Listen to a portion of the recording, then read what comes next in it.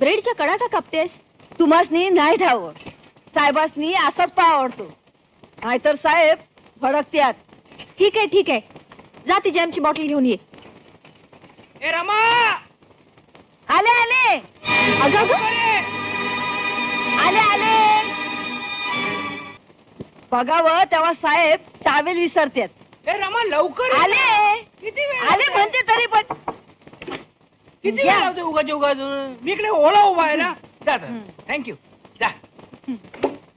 आज वार गुरुवार, म्हणजे साहेबांचं मॅचिंग कुठलं बरं असणार? कुठलं हे होय. आता ह्याला मॅचिंग कुठलं? हे नाही, हे पण नाही, हे पण नाही. सापडलं. होय होय, हे मॅचिंग अगदी बरोबर, हेच मॅचिंग आहे. होय होय. काय करतेस? साहेबांचे कपडे काढते. हं? होय, रोज मीच काढते की. आजपासून तू हे काम करायचं नाहीस.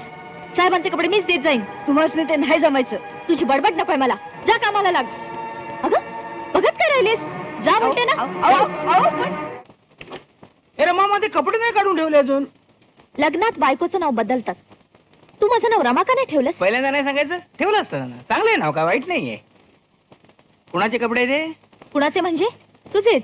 माझेच आहेत ना कपडे. मग आज हेच कपडे घालून ऑफिसला जायचं. हे कपडे का? काय झालं? नाही काय झालं, काय नाही, चांगले आहेत ना. तू काढलेस ना कपाटात, मग चांगले असणारच ना. मॅचिंग आहेत ना, मॅचिंग आहेत. हल्ली क्रॉस मॅचिंगचीच फॅशन. Cross matching. आणि आजपासून मी सांगितलेलेच कपडे घालायचे. कोई बात नहीं मैडम, मैं आपके लिए जोकर भी बन जाऊंगा.